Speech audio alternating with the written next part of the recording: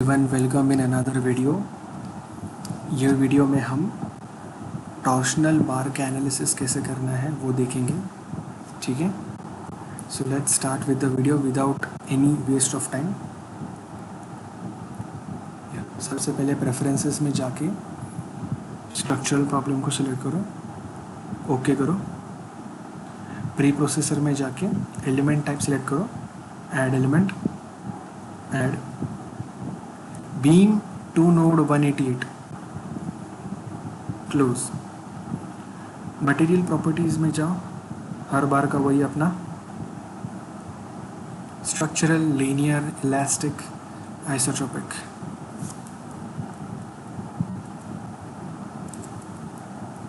ई का वैल्यू कितना है? एक्चुअली यहाँ पे इन्होंने मॉड्यूलस ऑफ रिजिडिटी का वैल्यू दिया है 100 गीगापास्कल, लेकिन नीचे इन्होंने कैलकुलेट भी किया है यंग्स मॉड्यूलस और मॉड्यूलस ऑफ रिजिडिटी का जो कोरिलेशन है E is equal to 2G 1 plus Poisson's ratio. Calculate करके ई का वैल्यू कितना आ रहा है 200 गीगापास्कल, विच इज़ 2E5। और इन्होंने क्या लिखा है, अज्यूम पॉइजन्स रेशियो है 0, तो पॉइजन्स रेशियो का वैल्यू कितना 0 एंटर करिए हम, ओके, क्लोज। मटेरियल प्रॉपर्टी हो गया। अभी सेक्शंस में जाते हैं। सेक्शंस में बीम सेक्शन, कॉमन सेक्शन। ठीक है, फर्स्ट सेक्शन, सारे सेक्शन सर्कुलर है तो सर्कुलर लेंगे। ठीक है, फर्स्ट सेक्शन का रेडियस क्या है? 100 mm का डायमीटर है तो 50 mm का radius.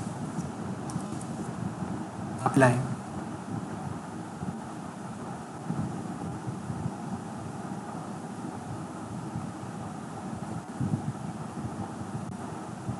Second section, again circular section लेते हैं। रेडियस कितना आएगा इसका? 40 का रेडियस है क्योंकि 80 का डायमीटर है। अप्लाई करते हैं। फिर से थर्ड सेक्शन, सर्कुलर सेक्शन लेते हैं और फिर से इसका डायमीटर कितना है 25, डायमीटर 50 है इसलिए रेडियस उसका आएगा 25। ओके दबाते हैं।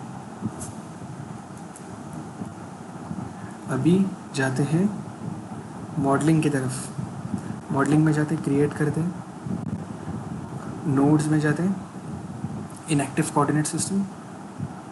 फर्स्ट वाला कोऑर्डिनेट जो नोड होता है वो हमेशा 0 पे होता है।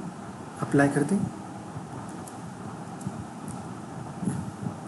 अभी सारे डालते हैं। सेकेंड वाला कहाँ पे?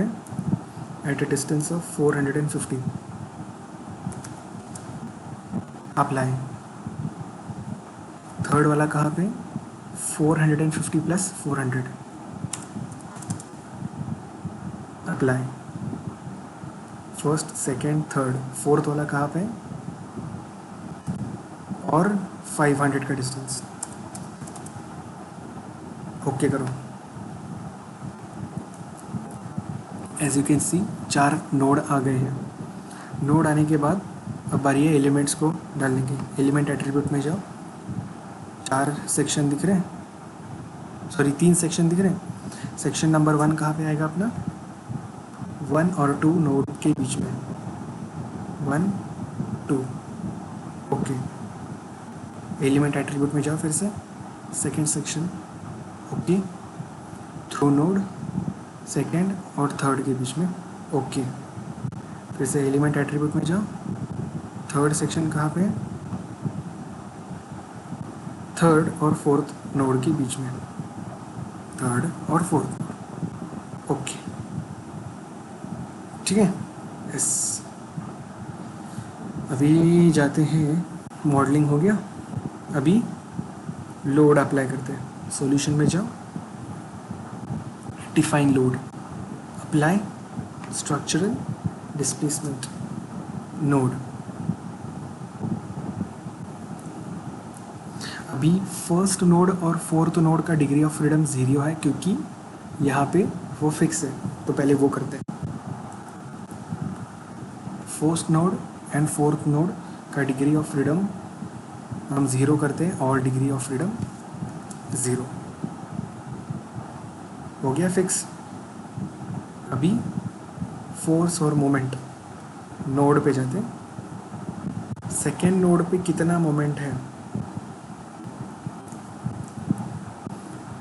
3 किलो न्यूटन पर मीटर, 3 किलो न्यूटन मीटर।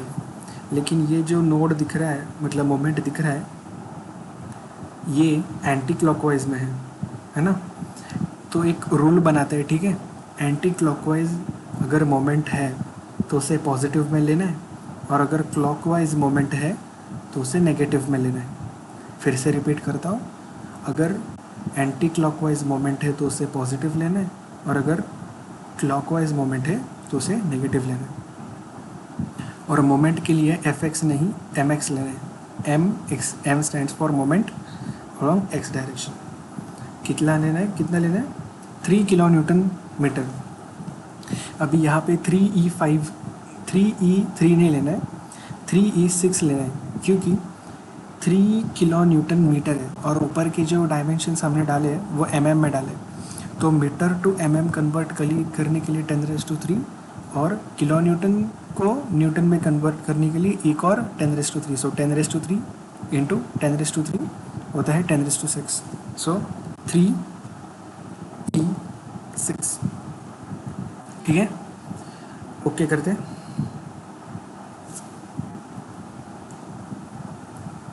देखो यहाँ पे मोमेंट लग गया।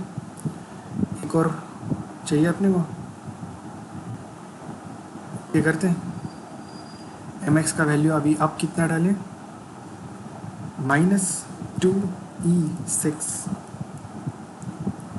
ठीक है? -2e6, ठीक है?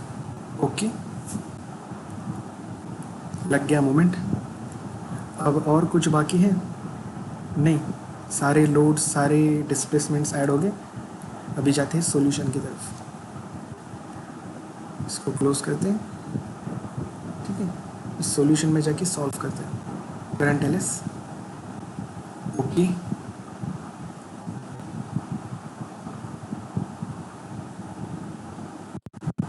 हो गया। The solution is done. इसको क्लोज करते हैं। अभी सॉल्यूशन निकालते हैं। General post processing, plot result, deform shape, deform undeform दोनों दिखते हैं। ओके करते हैं। अभी प्लॉट कंट्रोल में जाके size and shape on, okay, दिख गया। ऐसा कुछ आपका दिखना चाहिए। ये है आपका डिस्प्लेसमेंट प्लॉट। एक और लेते हैं, nodal solution, degree of freedom solution. अभी यहाँ पे डिस्प्लेसमेंट वेक्टर सम नहीं लेना है, रोटेशन वेक्टर सम लेना है, क्योंकि वो थोड़ा रोटेट हो रहा है, ठीक है? ओके करते हैं। ये आ गया आपका रोटेशन वेक्टर सम। इसे कहते हैं नोडल सॉल्यूशन या फिर डिस्प्लेसमेंट प्लॉट भी बोल सकते हैं, ठीक है? तो इसको सेव करो, यहाँ से इमेज कैप्चर करके PDF बना के, ठीक है? जहाँ पे सेव करना है वो सेव कर लो। एलिमेंट सॉल्यूशन में जाते हैं, स्ट्रेस में जाते हैं, और यहाँ पे कौन सा स्ट्रेस लेना है?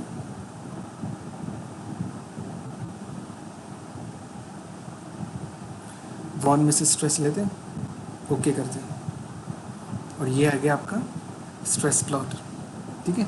फिर से इमेज कैप्चर करके PDF बना के आपको जहाँ पे सेव करना है सेव कर सकते हैं। लिस्ट रिजल्ट में जाओ, लिस्ट रिजल्ट में नोडल सॉल्यूशन में जाओ, नोडल सॉल्यूशन में डिग्री ऑफ फ्रीडम फिर से, और रोटेशन वेक्टर सम, ओके। और ये आ गया आपका डिस्प्लेसमेंट लिस्ट, ठीक है? तो ये जो वैल्यूज़ हैं आपके, ये वैल्यूज़ पेपर पे अगर आप सॉल्व करेंगे तो अप्रॉक्सीमेटली यही आएंगे, ठीक है? और ये एलिमेंट सॉल्यूशन में जाओ, स्ट्रेस में जाओ, वॉन मिसेस स्ट्रेस ढूंढो, ओके। और ये गया आपके वॉन मिसेस स्ट्रेस के वैल्यूज़, ठीक है? फाइल में जाके आपको सेव करना है तो प्रिंट करना है, जो आपको करना है वो कर सकते हो।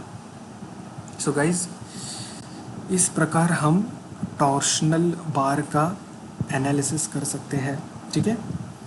थोड़ा डिफरेंट है लेकिन डिफ़िकल्ट बिल्कुल भी नहीं है, स्कोरिंग वाला टॉपिक है, ठीक है? या तो अगर कुछ समझ में आ गया वीडियो में तो वीडियो को लाइक करो, कुछ नहीं समझ में आ गया तो कमेंट करो, and make sure you subscribe and share as much as possible. Thank you so much.